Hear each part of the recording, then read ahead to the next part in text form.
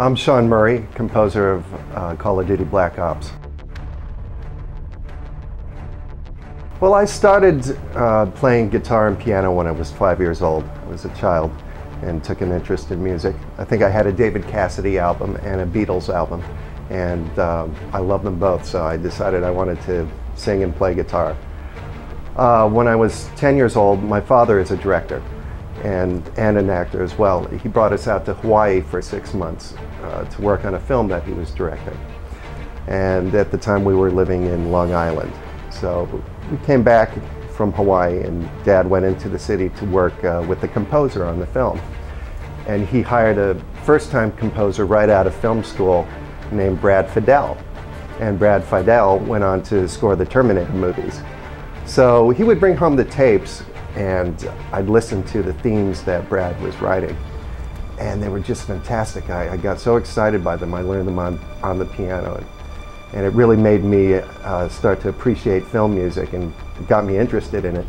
And I started listening more and more to the scores on the films that my father was in, like Bus Stop and Hatful of Rain and Hoodlum Priest, and really enjoyed the impact that it had on the film.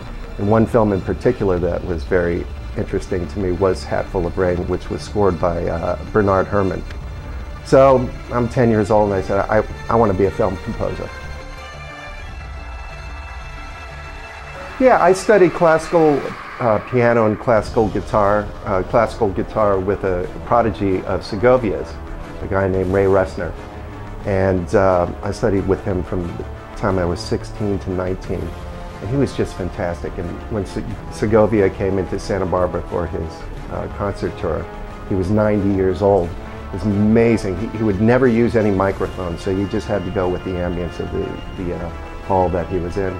So it was just an incredible concert, and I got to meet Segovia afterwards with Ray. And I found out years later I was Ray's only student, and he'd never told me that. So I guess I was pretty good at the classical guitar. But yeah, so as far as film work goes, I started writing for television when I was 15. I wrote 5 songs for the TV show Knots Landing. And then at 16, I started doing student films for a film school in Santa Barbara. And by the time I was 19, I got my first feature film.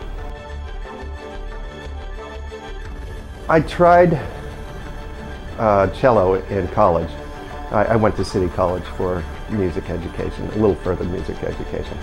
And I studied the cello there, and I really liked it, but I never bought one, so I never, continued with it. But it's really, truly one of my favorite instruments, and I love writing for the cello. Opening up a guitar case at this girl's house when I was 10 years old, she had this amazing ES 300 or something, an ES Gibson guitar. And when she opened, beautiful girl, she was 16 and I was 10. She opened up the case and the smell that came out of that case of that beautiful cherry red guitar, that was amazing to me. And it just really made me, more excited about guitar playing. So after that I got my first electric guitar and fell in love with Jimmy Page.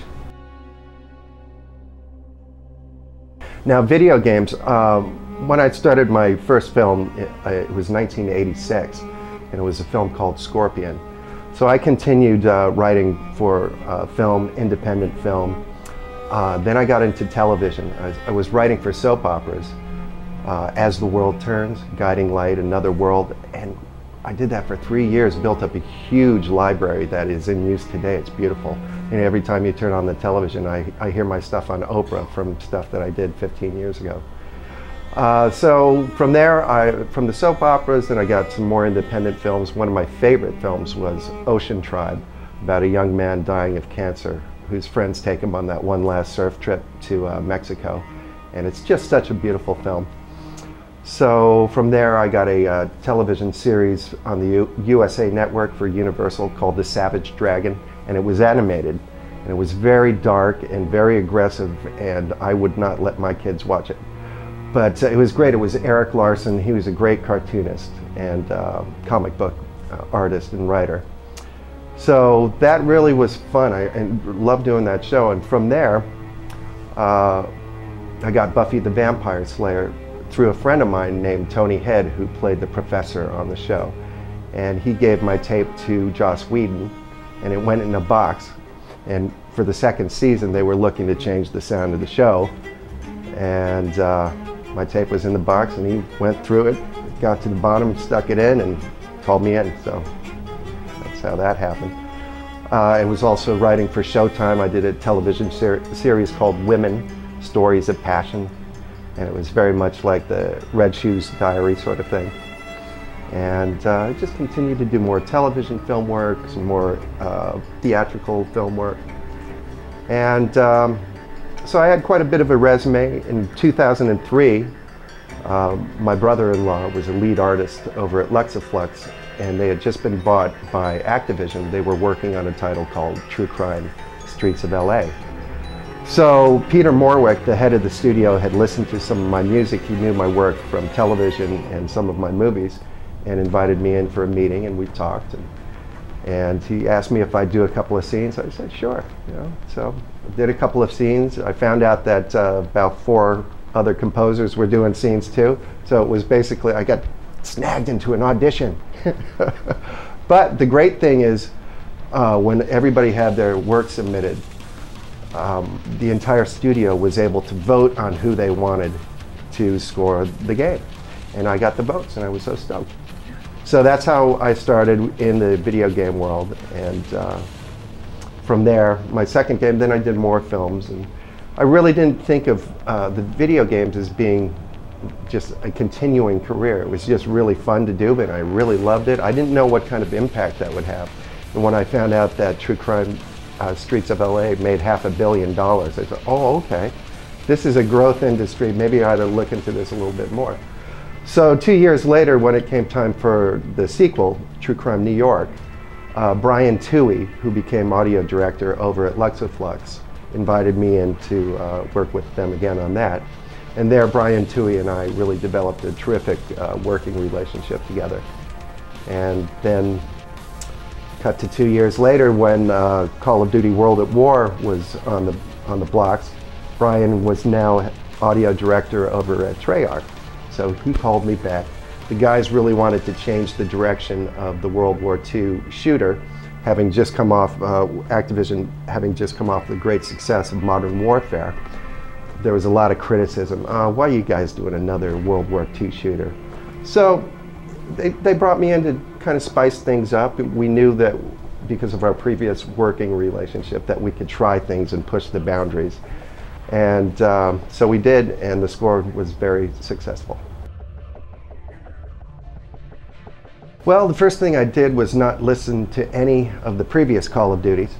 I respected the composers that did them before me, and I was really honored to be invited on board. You had Michael Giacchino, you had Graham Revell, and Joel Goldsmith, and Harry Gregson Williams, and his partner on that. And so I didn't listen to any of their material. I didn't want to be influenced, but I knew the expectations would be high. And we had a very specific goal of what we wanted to achieve with the music on World at War.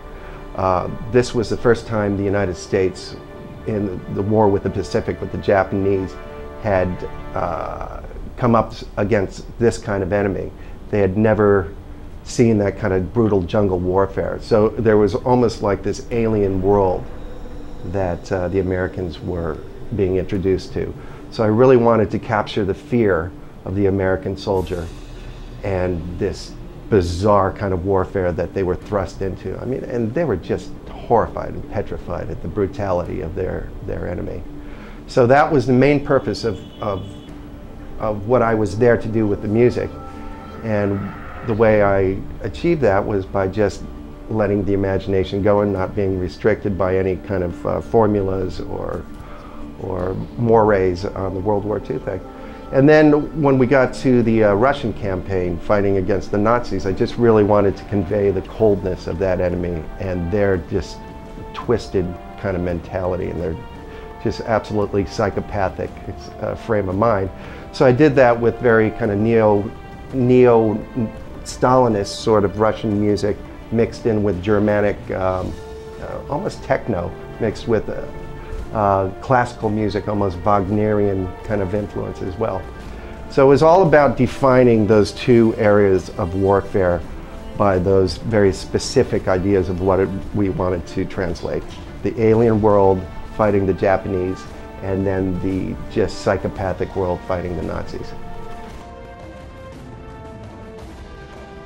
World at War and True Crime New York, I had a dev kit. So I played extensively through the game as I was working on it. So I would play through a level, get the feel for it, get kind of inside the game, and give me a kind of a 3D perspective. Then I would work off of gameplay capture on video, and I would score it just as I would score a film. So it's exactly the same approach, only that the only difference scoring for the game is that you're not hitting as many action points, because you want to leave it a little bit more general, because you're always able to fly in some hits if there's a specific action. And so I'll score a 5-minute section, and then when there's a state change where a new bit of action comes in, I'll write a new cue that we can switch to. And working with Treyarch, I give them massive stems of my music, sometimes 8 to 12 stems, so they can really remix everything I do for every level. Because one piece of music, if you use it again in another piece, has got to be EQ'd absolutely differently to make room for all of the guns and the different sound effects. Well, you know what? All of the games that I've done have been shooters. True Crime also had a tremendous amount of driving. So it's very action-oriented. True Crime games, I scored as if they were crime dramas for the cinematic portions of the game. And I'm always so influenced by the voiceovers of the great actors that they get to perform in the games. True Crime had Gary Oldman. That was the first game. Now I've done 3 games with Gary Oldman's voice, and every time I hear him, I go, okay, this has got to be great, this music. I listen to the sound of his voice, and it's like running a song with a really beautiful singer. So you had Gary Oldman and Christopher Walken. Oh God, so those guys are inspiring. On World at War, we had Oldman again, and we also had Kiefer Sutherland. So, I mean, it's just like working on a movie, and you just get very inspired by that. Now, as far as the shooter, yeah, you've got to make sure that what you're writing is going to be able to cut through all that gunplay. So what I'll do on the World at War games is get a loop of 2 or 3 minutes of various gunfire. You know, you can switch from a shotgun to an automatic weapon to a pistol. So I'll get a few different stems of the different guns you might be using in that level, and I'll have that constantly running in the background as I'm building my score around it. So I'm taking those sonorities into consideration as I'm writing. And then by giving the studio the stems and the ability to remix the music, you have really a lot of opportunity to make the music shaped around the gunfire. The games are getting more and more cinematic, so I just see them becoming more and more like films.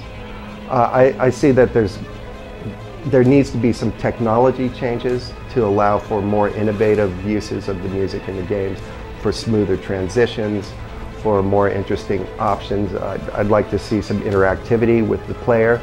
Maybe the player can choose what kind of soundtrack you'd like to go with by being able to, you might be able to pull out certain tracks. So maybe he likes a more ambient sort of track to play with. Maybe another player would like to hear more of the orchestral cues. I see that kind of interactivity maybe coming to the fingertips of the player. In the game music industry, the guys I tend to admire are the ones that are actually film composers. Although I do like Jesper Kyd. I like his work. I've heard some of his Assassin's Creed. I've heard Gears of War. I don't know who the composer is, but I've liked some of that score. And Metal Gear as well. Again, Japanese composer, Kusama, I think his name is. I'm not sure. We'll have to check, but he's terrific. So yeah, there are a few guys that I'm aware of, but you know, I like people like Harry Gregson that are scoring for games. I like Tyler Bates very much, and Graham Revell is fantastic. He's always been one of my favorite film composers. I usually don't listen to film music very much. My favorite composers are, I guess you would call them the mystic minimalists, Arvo Part and John Tavener, my two very favorite composers. And for a more not so minimalist composer, I love Rautavaara. He's a Finnish composer. He was very influenced, comes out of the Sibelius school. So I love Rautavaara, and he had a big influence on my score for World at War. For Black Ops, I immersed myself in the music of the Cold War era. So I listened to a lot of Ligeti, Georgi Ligeti, who's a Hungarian, and Georgi Kurtag as well, and American composers like Jacob Druckmann, I absolutely love. So I'm really into 20th century composers. I'd have to say, at this moment, John Tavener is probably the biggest influence on my sensibilities as a musician, as a writer. As far as film, I take into consideration all of my influences, from heavy metal to Rush, Peter Gabriel, Yes, Genesis, all my progressive rock bands, and film composers like Bernard Herrmann. I've got another video game project, but guess what I can't do? I can't announce it yet, but I'm actually going to be starting that within the next 2 weeks. I do have a couple of films that I'm signed up for that are in pre-production right now. A film called The Taxidermist, the great filmmaker Thad Turner. Taxidermist is one of the most disturbing psychological horror thrillers that I've ever read, so I'm excited about working on that. And then a Western as well called The Last Horseman with Thad Turner as well. Well, if you want to be a composer, you've got to learn how to write for film, and start young, and pick your favorite movies, turn off the sound, or pick a scene with no music, and just start writing to it.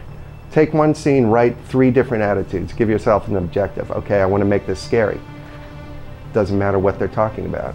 Okay, I want to make this emotional. They could be yelling at each other or wanting to kill each other. Make it romantic. So write to film. Get involved with local filmmakers that are doing short films. There's groups in every city. There's short film groups everywhere. Get involved with film schools, people that are doing their short films. And that's the way I got into it, and that was instrumental in teaching me how to write for film.